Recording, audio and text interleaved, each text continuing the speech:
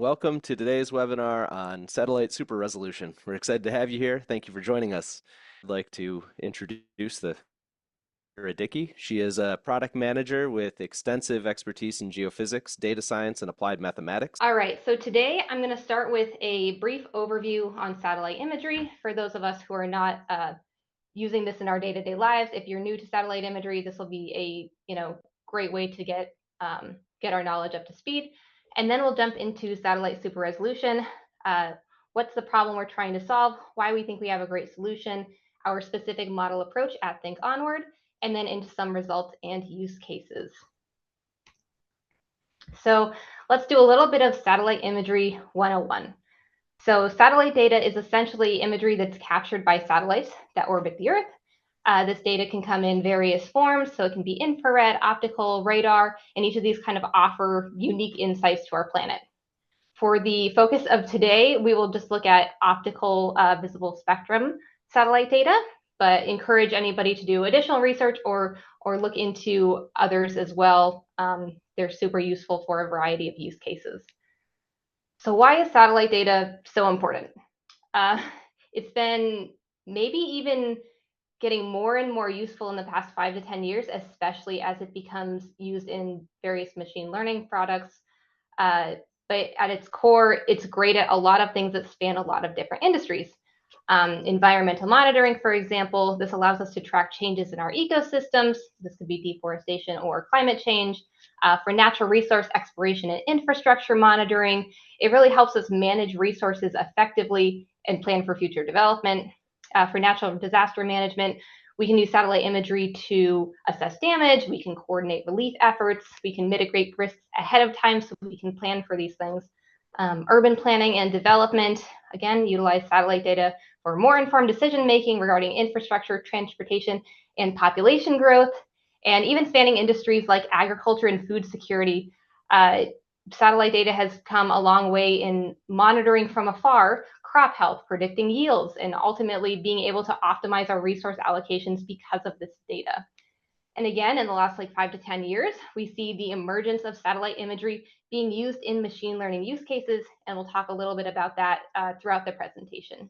So before jumping into our solution, I want to cover some basics about the value of resolution, and not all satellite data is created equally. So let's talk a little bit about spatial resolution first. Spatial resolution basically just means the level of detail that the image is providing, and this is typically measured in meters per pixel. So the higher resolution, we are able to distinguish smaller and smaller features. So I like this example because it's a very large scale example. So on the left-hand side, we have 30 meters per pixel. We can see urban areas versus rural areas. We can very clearly see smooth coastlines. We can identify roads. You could maybe identify some pretty large buildings, even though we're a little bit zoomed out. But as we get to lower and lower resolutions, we start losing that visual clarity. So it really depends on the use case that we're using this data for. For example, at 100 meters per pixel, we can still pretty clearly outline the coastlines, but once we get to 300 meters per pixel, you're probably looking at more country or global scale for just very high level outlines. This one is another example that's probably closer to what we're going to be discussing today. So if you look on the left, you can see 0.5 meter per pixel resolution all the way up to 50 meter resolution. 0.5 meter is awesome because you can see roads. I think you can see sidewalks. I can very clearly say oh, I can outline an individual tree or a house or a building. And then as I work my way to 2 and 5 meter, still considered pretty high resolution, can still pretty clearly map those different roads and see different types of vegetation. And then once we get to 10 meter, this is maybe a little bit too small scale to use 10 meter data. You could maybe at large scale identify roads. And then as we get larger and larger, it's probably not applicable to an image this size. So that's kind of a high level overview and some examples on spatial resolution. The next piece is temporal resolution. And temporal resolution is just the frequency of revisits to the same location. So this can be crucial for dynamic events and monitoring, especially large changes over time. I like the examples shown here. If you're looking for some additional research to do, NASA has a nice article on various Landsat images over time. And like the one on the upper left is a glacier atop the Auk volcano in Iceland. And it was estimated to be, I think, 15 square mile glacier back in 1901. In the late 70s, they measured it and it had depleted down to 1 square mile in area. And now in, I think, 2019, it was half a square mile. So you can use satellite data to really understand the long-term differences that are occurring on our planet. Urban development is another use case. So you can see the emergence and urban sprawl of Cancun over the last 40 years. So I thought that was kind of a neat example. It's also super useful for like identifying coastline changes and other more geologic processes. The other value of temporal resolution is seasonal. So if you're looking for maybe snowmelt trends or water levels, getting images in the fall, winter, spring, and summer is a great way to be able to do that.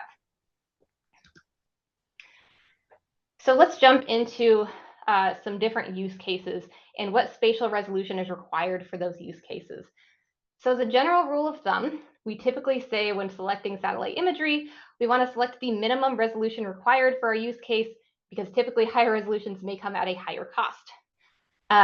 How we determine what resolution is needed for our use case is defined by the minimum identifiable objects that we need to identify within our satellite data. So for something like coastline or water bodies, pretty large scale geographic features, we can use something like Landsat 9, which has 30-meter resolution. And this is, again, great for long-term research, environmental monitoring, and I showed a couple examples of this on the last slide. Now, if we start wanting a little bit more detail, we want to start looking more at forests, urban areas, maybe some roads. Also for a very similar use case of long-term research, environmental monitoring, maybe get into some infrastructure monitoring, we can jump to Sentinel-2 data, which is 10-meter resolution. And both of these are open source, which is awesome. Now, as we get into the, I'll call them high resolution imagery, you're starting to identify objects that are much, much smaller. So these could be smaller buildings, they could be sidewalks, houses. You can get down to the level of cars and even street signs with some of the like ultra high resolution data that's out there. One of the cool use cases that I've heard is like counting cars in a parking lot. So you can, if you can count the cars in a parking lot, you might be able to have insight into how much revenue a company might be bringing in prior to their earnings call, or because there's a great correlation between the amount of business somebody has and the amount of revenue they're bringing in. So that's always a cool use case. I will say that once we get into that higher resolution data, things like object detection, asset tracking, these are really great for like machine learning use cases. And so if we can automatically identify these objects and be able to track them, that is super, super useful. And so jumping the gap into having high enough resolution to be able to run those models for fairly small objects is a huge selling point. So I'm keeping the same list of satellite imagery providers from the last slide, but I want to just talk a little bit about their temporal resolution as well. So if we look at like the USGS NASA Landsat 9 with our 30-meter resolution, this has a revisit rate of about 16 days, but I think it actually goes back all the way into the early 70s. So you have a wealth of historical data to work with. Sentinel-2, historical data back to 2015, so you've got a good 10 years. This has a pretty high revisit rate of 5 to 10 days. Now, as we get into the higher resolution, you'll see that the temporal resolution also increases. They have global coverage daily, even multiple times per day for the different imagery sources. And this is made possible by something we call tasking.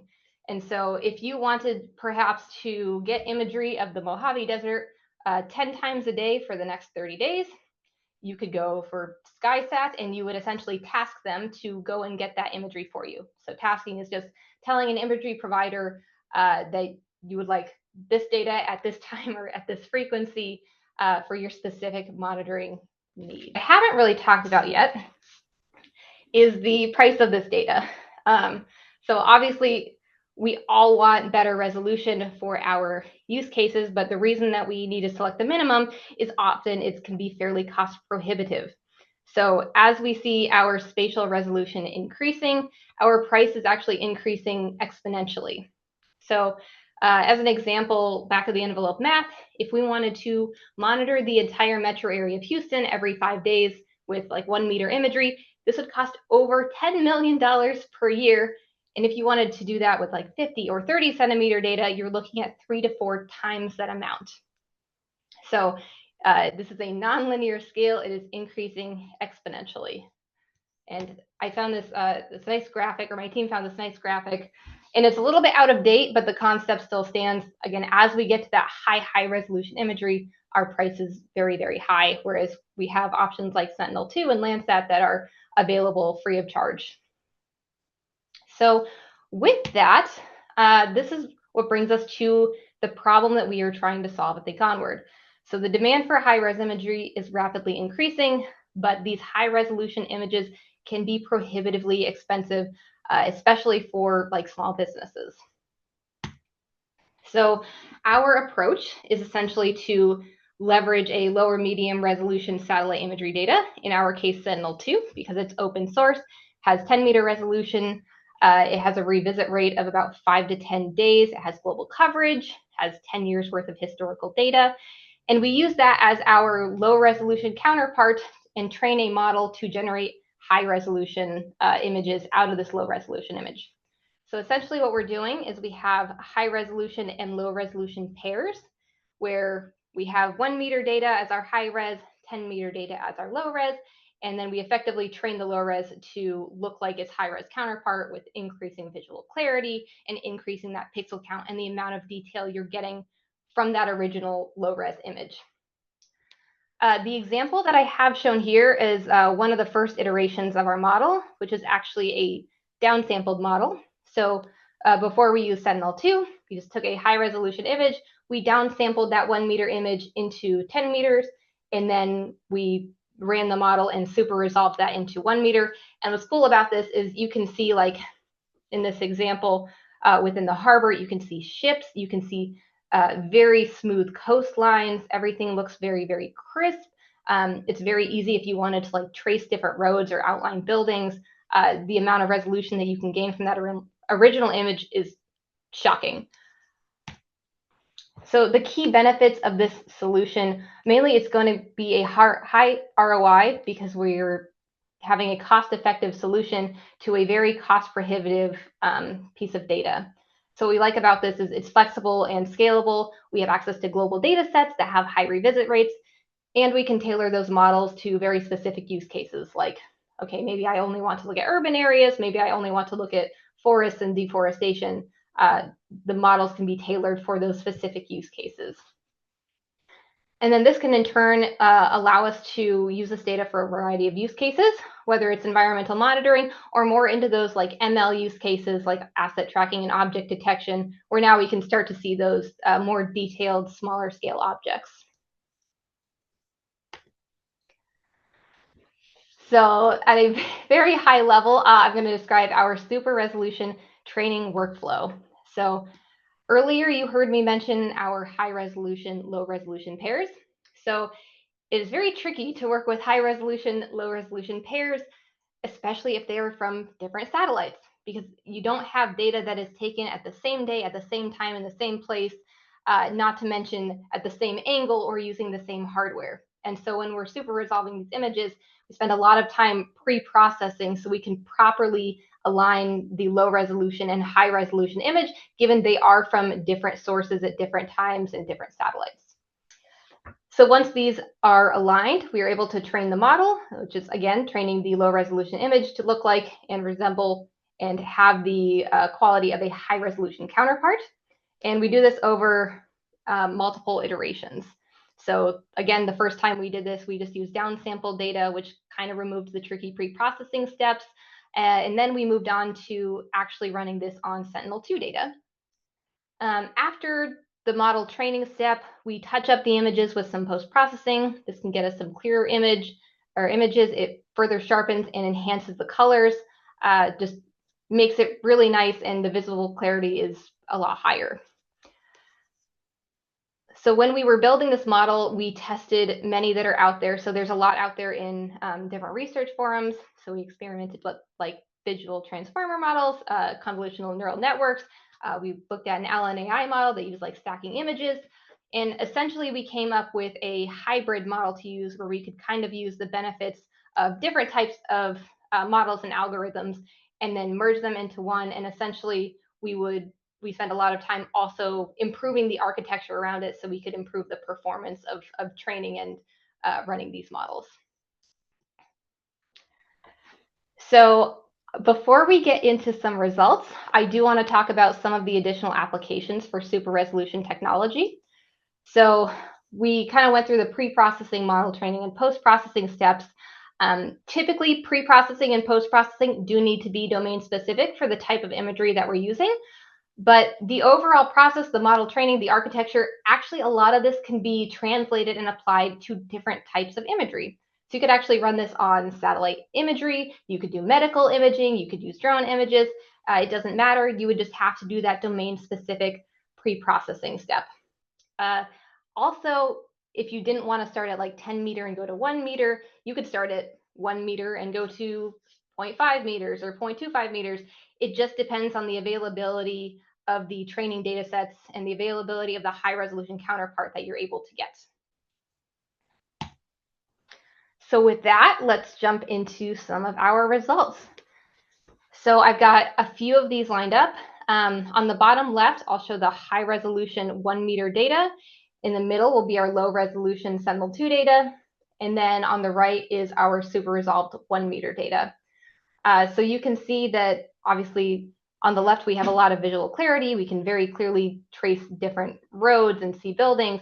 What's cool in this one is that you can actually see the stadium. And when we super resolve this image, if you look in the upper right, you can very clearly see like patches of grass between the stadium edge and the middle of the stadium. You can very clearly see that that is in fact the stadium. Additionally, on the right-hand image, you're able to like visually look at roads or neighborhoods. I can very clearly say that, okay, this is like a forest or a tree area, whereas this has a lot of buildings. So a lot of this has to do with visual clarity and decreasing the interpretation time as well as increasing the accuracy of our interpretations. So the next image, this is more of an agricultural image. So if you look on the bottom left, again, we have our high resolution and then our low resolution is in the middle. Super resolved is on the right-hand side with some little zoom ins on the upper right. So we can very clearly see that even the roads have been smoothed out. So the middle is pretty pixelated and it would be difficult to say, okay, is that a road or is that some type of geological feature? So again, the ease of interpretation on these super resolved images is much, much better when we have a clear, like a visually clear image that does have that higher resolution.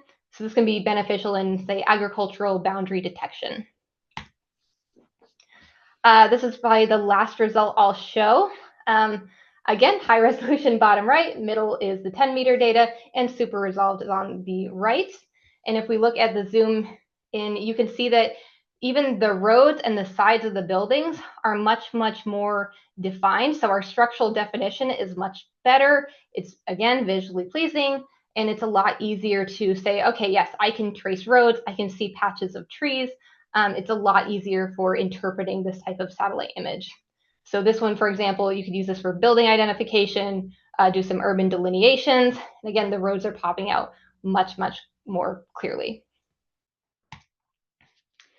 So with that, I'm going to jump into some of the different use cases that we can use with super resolved imagery.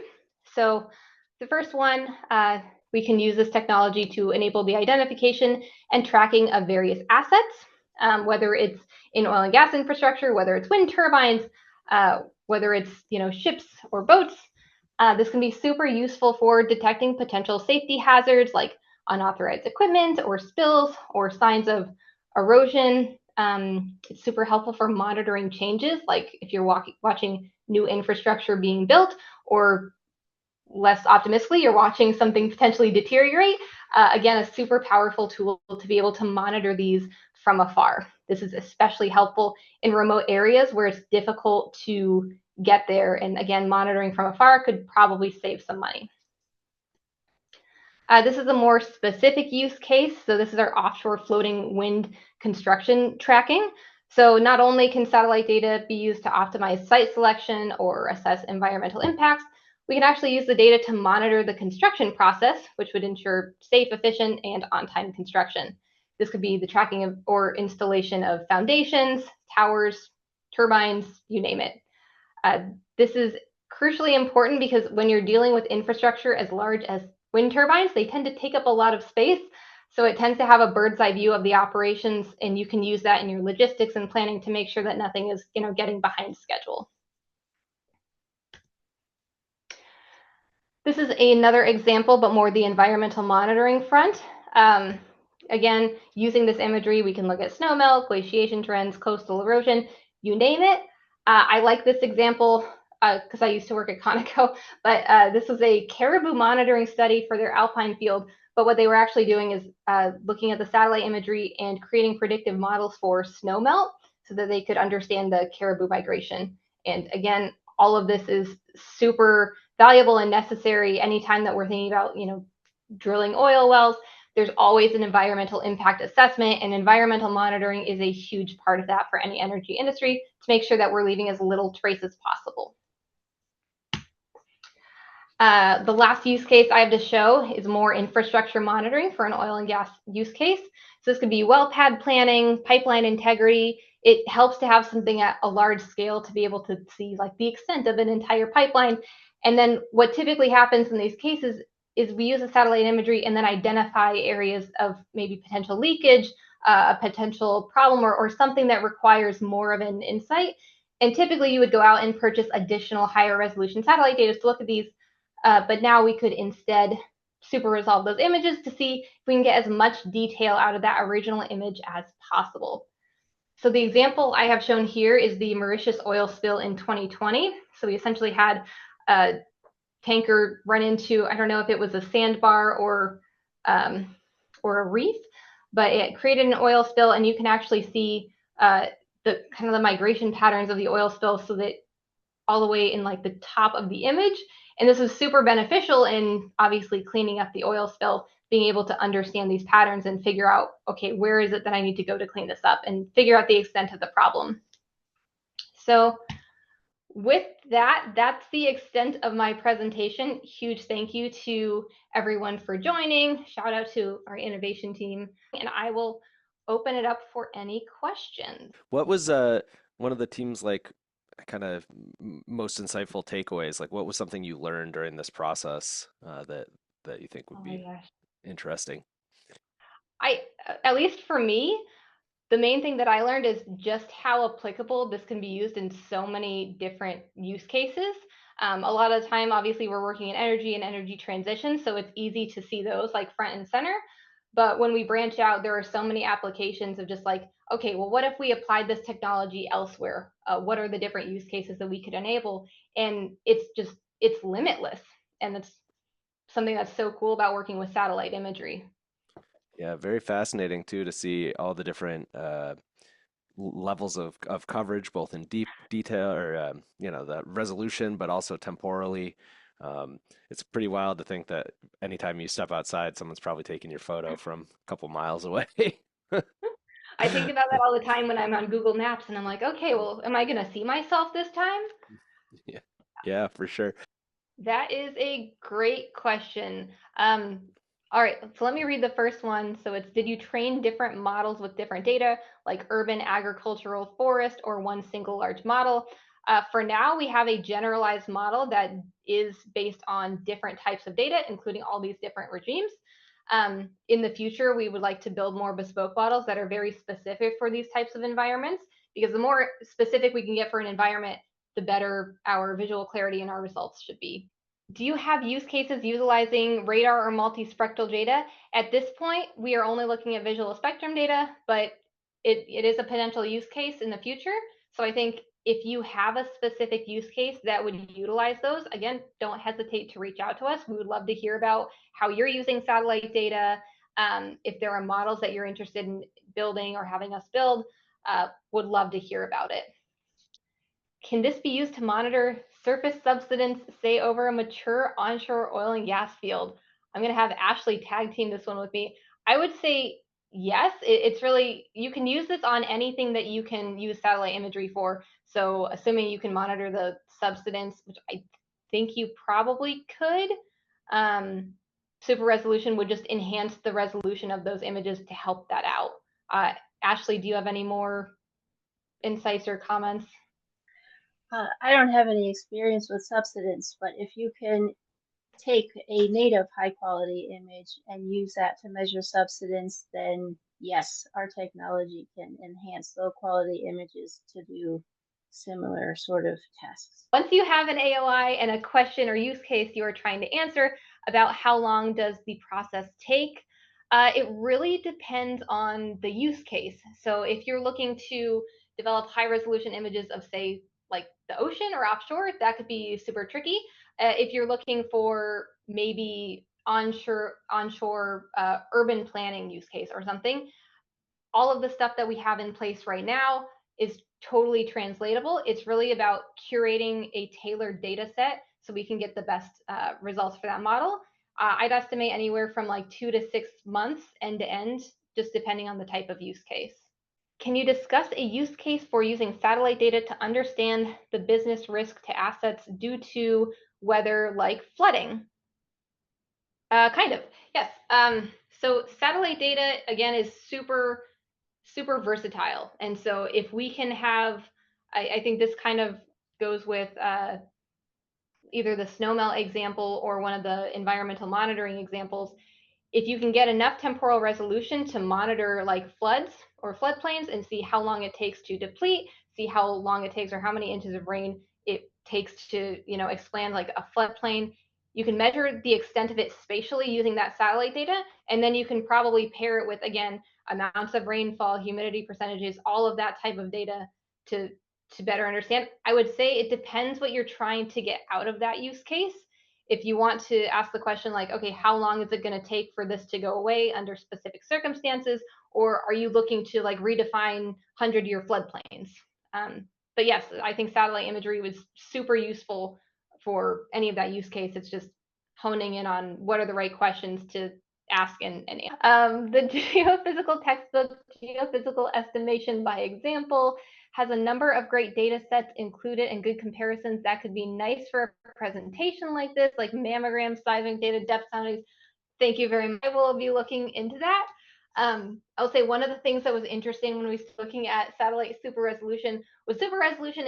It's not exactly a new technology, even if like algorithms are new and emerging for it. And medical imagery has kind of been the forefront of developing this long term. So yes, that it would be cool to bring in some of those examples. Are there LiDAR satellites that would measure very accurate surface heights of structures? Yet LiDAR data does come from, I think you can do LiDAR satellites, and they do measure like smoothness and structural complexity. I would have to double check with our satellite imagery expert, unless, Ashley, do you know? I'd like to check with our satellite imagery expert to make sure we're seeing the right numbers. Yeah, so let us look into that. But I think you can at least do like estimations from it. Let's see. Cost is obviously a significant driver to this work.